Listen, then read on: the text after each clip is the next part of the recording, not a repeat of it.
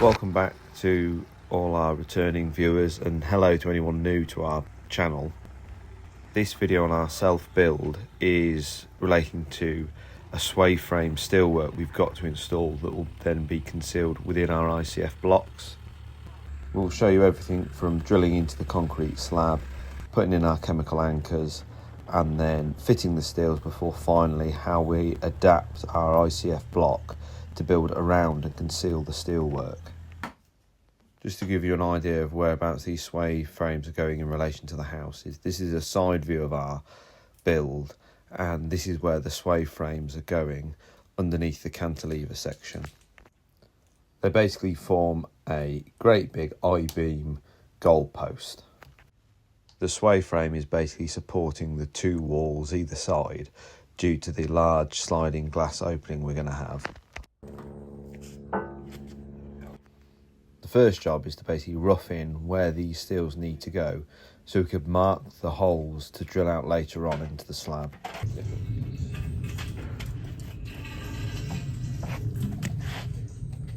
Yeah, got the holes facing the other way around, Chris. No, you need your holes there need to be. Yeah, good thinking. Yeah. Not that it should make a difference, but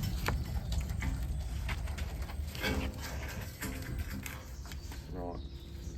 Put a hand on that. yeah.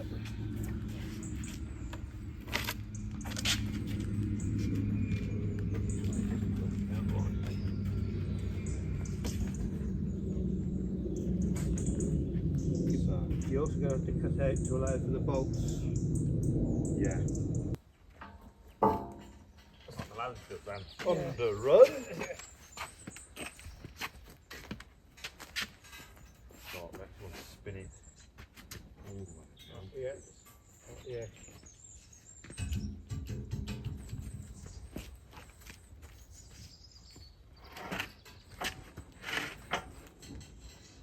It's actually much easier than trying to do it faster, isn't it? Yeah. Right.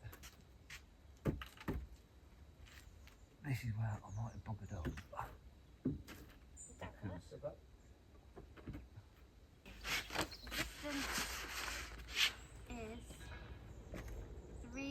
Is 3730.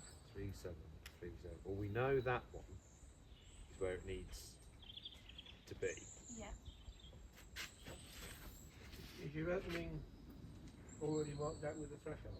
No, they're not quite there. Right. It's best to almost ignore the threshold. Right. That's for the block, isn't it? Yeah. Is that block set where you want it? Okay, so we've come up with a bit of a method. Dad's trying to run away from the camera there, just get a shot of him. As ever, he pretty much came up with a solution. So we've got our two sway frame steels here. We found the easiest thing to do is to get them in position, roughly in position first, in regards to an Ecobrix.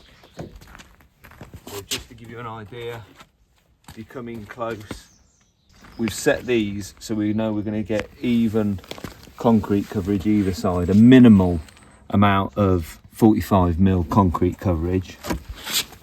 Once we were happy they were roughly in the right position in regards to an Ecobrix, we then made sure that they were the same span apart.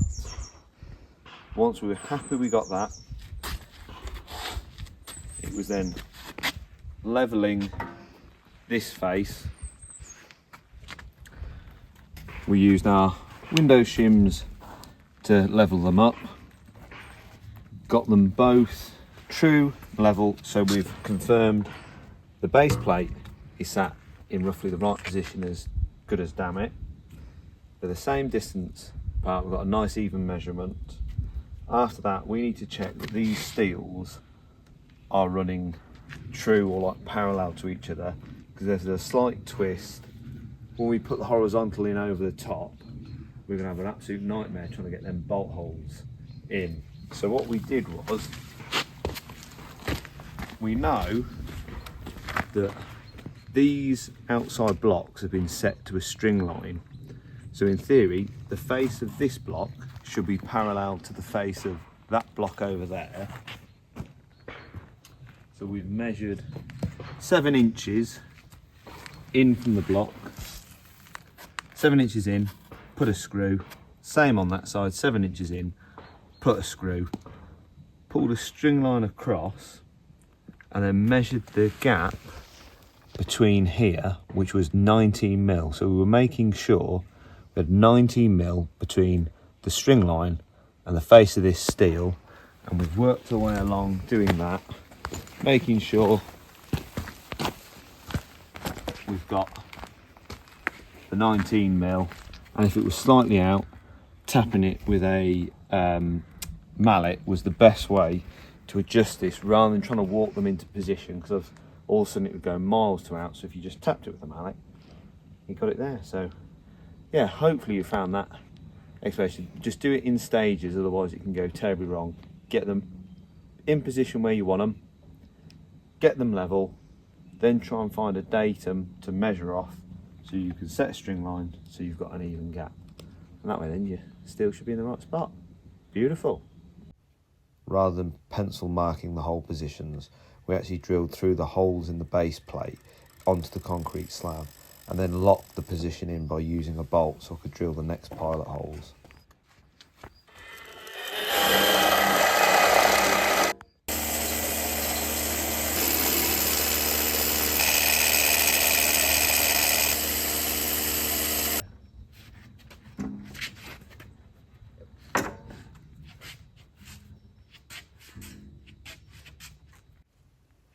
Now, if you've seen our previous video on how we made our insulated reinforced concrete raft slab, you'll know that there's a hell of amount of rebar underneath where these steels are positioned. Ellie and I were under no illusion that while drilling these holes we were going to come across the 20mm diameter rebar that are the supporting columns inside the concrete slab. That is why we purchased some of these hollow point specialist rebar cutting drill bits. And although they take their time, we found they actually worked an absolute treat. So the method is you drill down using your SDS masonry drill bit. Once you encounter the rebar, you swap the drill bit over, take the drill out of hammer mode, and use this hollow point then to work your way through the piece of rebar.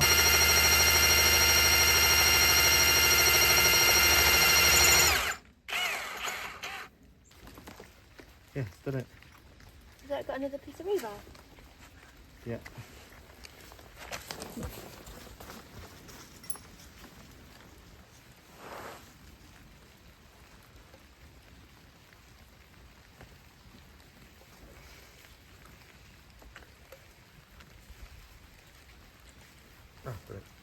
I got it, Bush.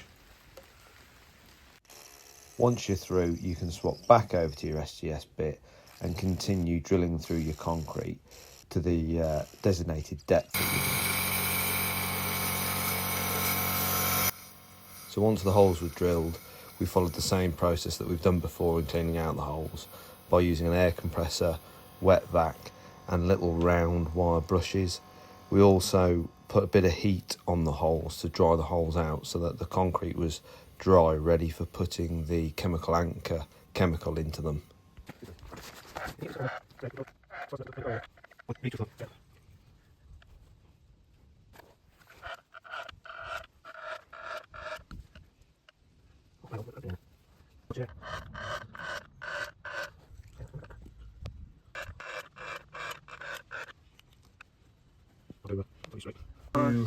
$200, which, yeah, we've got. Yeah, that makes, there's about 8 mil. Although I tried to drill the holes into the slab as true as possible, when we'd anchored the studs into it, when we measured them, they were slightly out, which would have given us issues when we dropped the steel over them. Luckily, they didn't take much persuasion with a socket and a long bar just to pull them in so they were more accurate of a fit. Right, try that one. Go into meat colour one. Yeah. That's it, that went.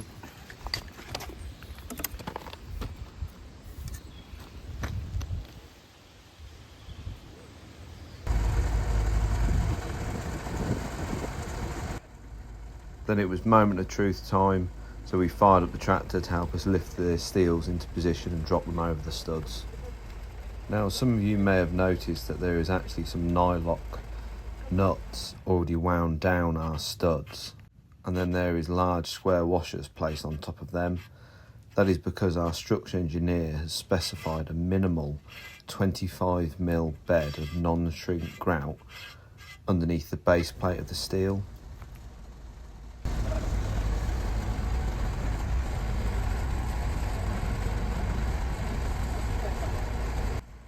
We also haven't ordered our cross beam yet because we wanted to wait until we'd got these two steels fitted before we took a measurement. Later on in the video you'll hear that I very nearly made a mistake when measuring for this steel, to which Ellie and Dad thought was hilarious.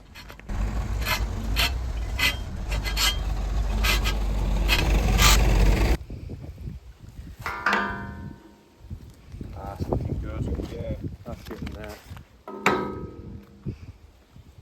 That is Bob on. Yeah.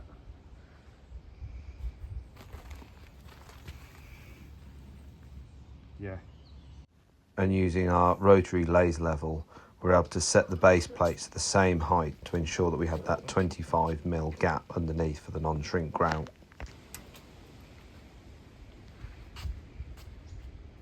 Right. 2.5mm. So we want to bring that. Once they were in place, it was time to take the measurement and get our cross beam ordered.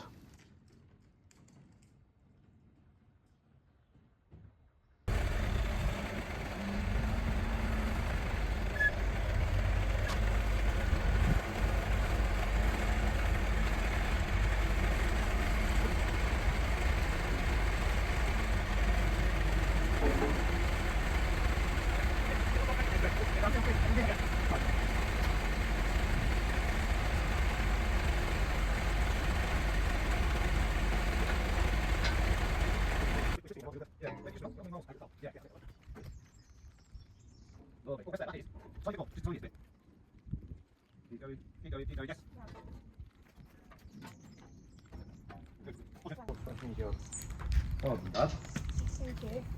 Hey, pretty good job I measured it twice, eh? Yes, yes. 100mm more? Yeah. Why are this? They've done it wrong, haven't they? Yes. They've done it wrong. Their fault. Are you laughing at? You laughing at? Yeah, I'd bank that one if I were you.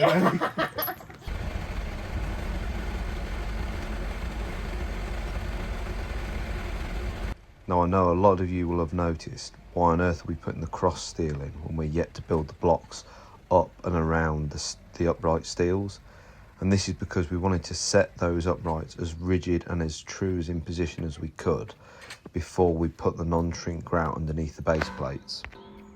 Wow. Oh. Blind, and we could probably get that. That is absolutely bob on.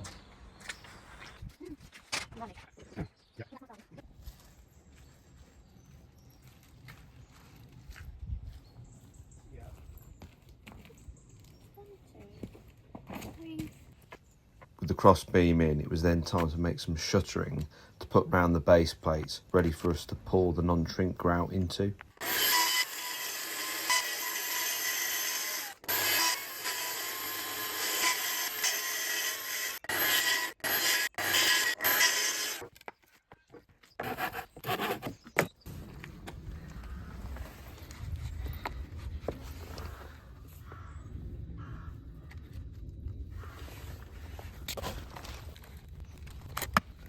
Up until this point, I was really overcomplicating the whole non-shrink grout underneath the base plate, watching many videos, and in reality, all it was knocking up some simple formwork. We applied some silicone around the base of it for leakage, but there was minimal, and you just pour it in from one side and allow it to flow itself underneath the base plate, ensuring that there's no trapped air underneath.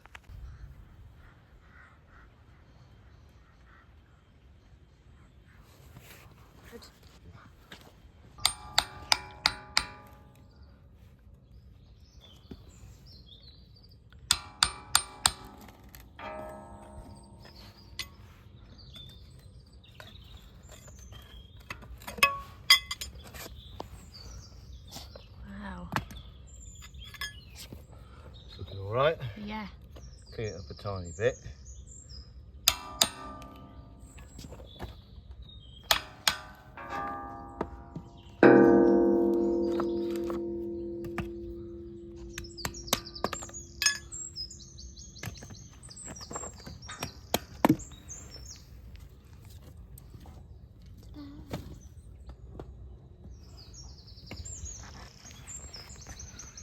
Silicon didn't drive it, stopped it.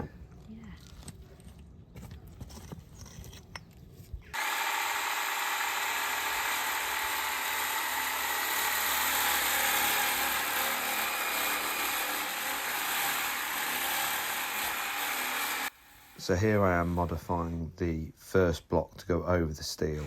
So I've cut the inner web out, and then I just have to do a cutout section on the bottom inner edge, so that edge can sit over the base plate with enough of a mortar bed underneath it.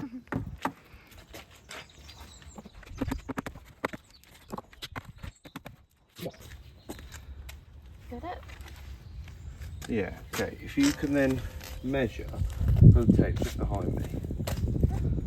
You want to 105. Get it rough.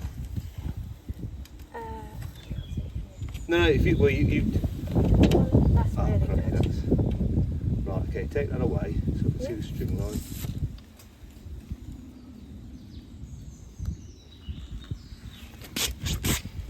Okay.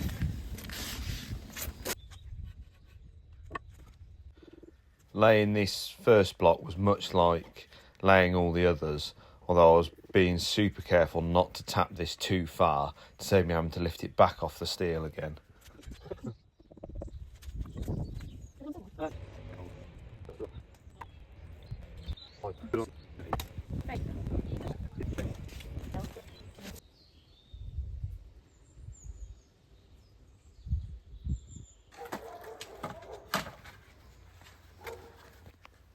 It was then a case of modifying the insulation that would go inside the blocks to fit around the steel to ensure that we still had a nice, adequate concrete coverage surrounding that steel within the block.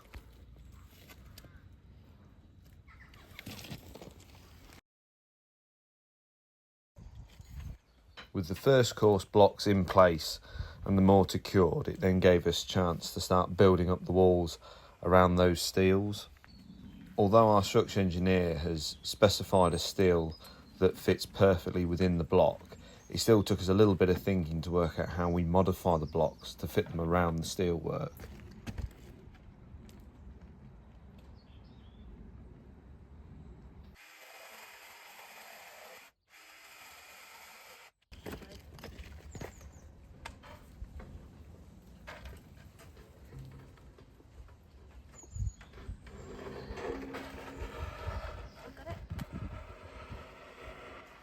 And to start with, this was very much a trial and error process for both Ellie and I.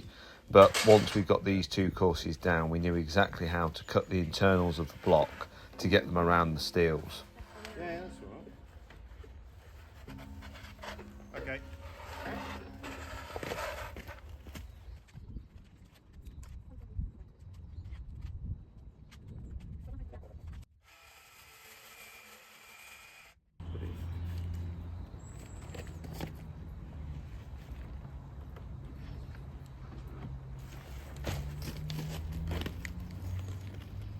Looks like you've got it right. Yeah. Do you think?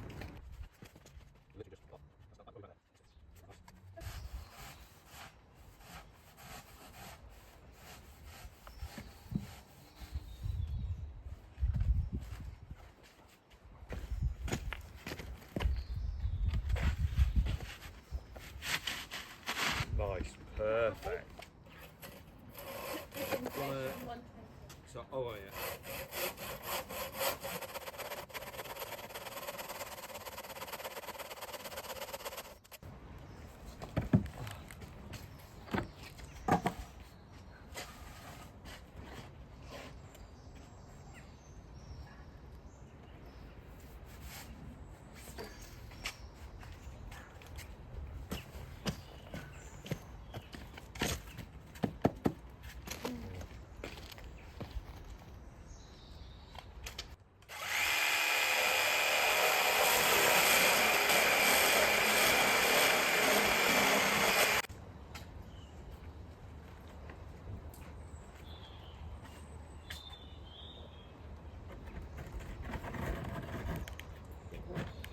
hard. Fits perfectly though. Yeah. That one alright. Okay.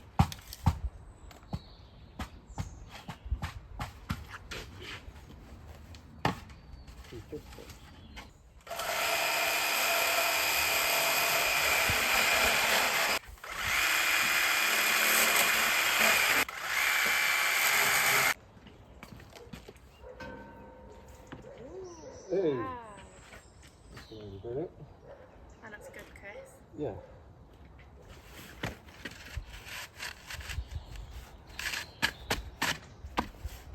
Nice. Yeah. Here is a good example of how we'd modify a block on a half block bond. These cut blocks did feel fairly substantial and still didn't feel like they were going to break apart, although we did handle them with care, and they will require extra shuttering for concrete pour.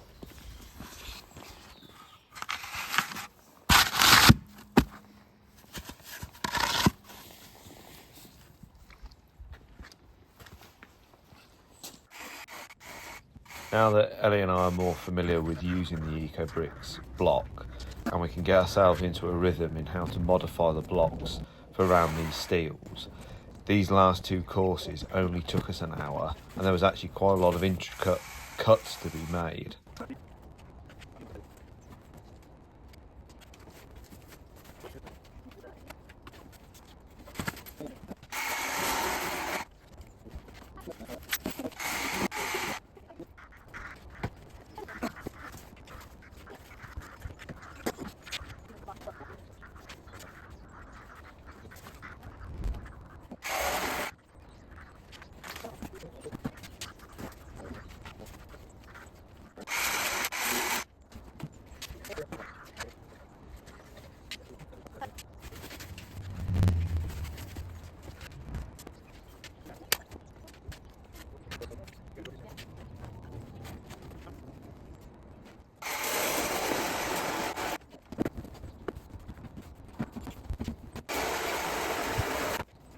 Part of our method on these last two courses was setting the corner blocks and then double checking their measurement with a tape to ensure that everything was still running parallel. That way then, when you're marking for your cut blocks, especially around the steels, you know you're taking a true and correct measurement.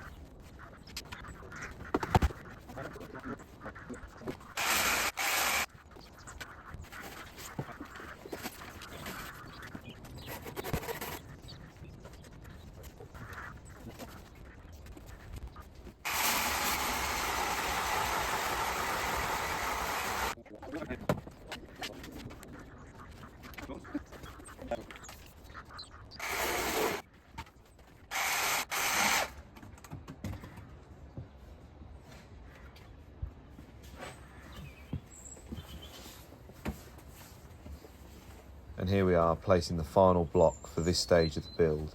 This brings everything up to 6 courses, ready for our first concrete pour.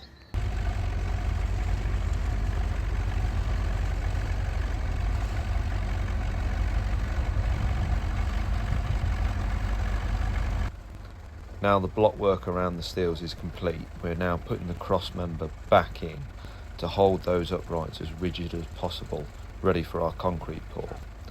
Once that concrete's gone off, we'll take the cross member back out again to finish the last 2.5 courses covering those steel uprights.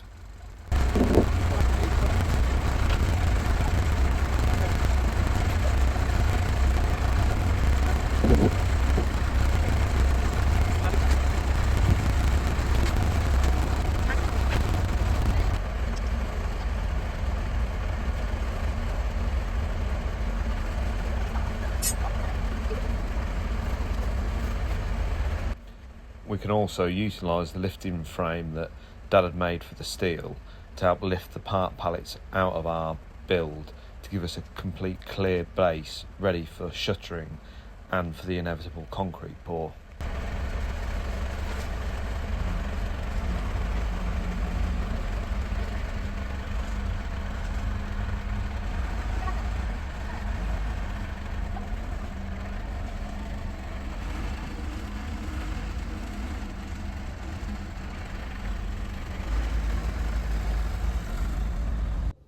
So here we have our completed sway frame steelwork, all concealed within our Ecobrix blocks.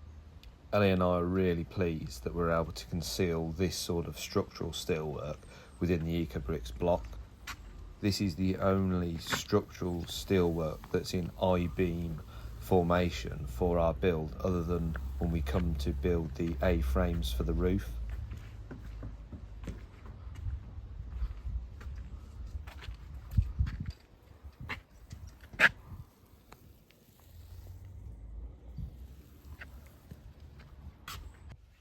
Now we've finished everything up to 6 courses, here's a walkthrough through our house so far. As for timescales, we've had blocks on site for 6 weeks.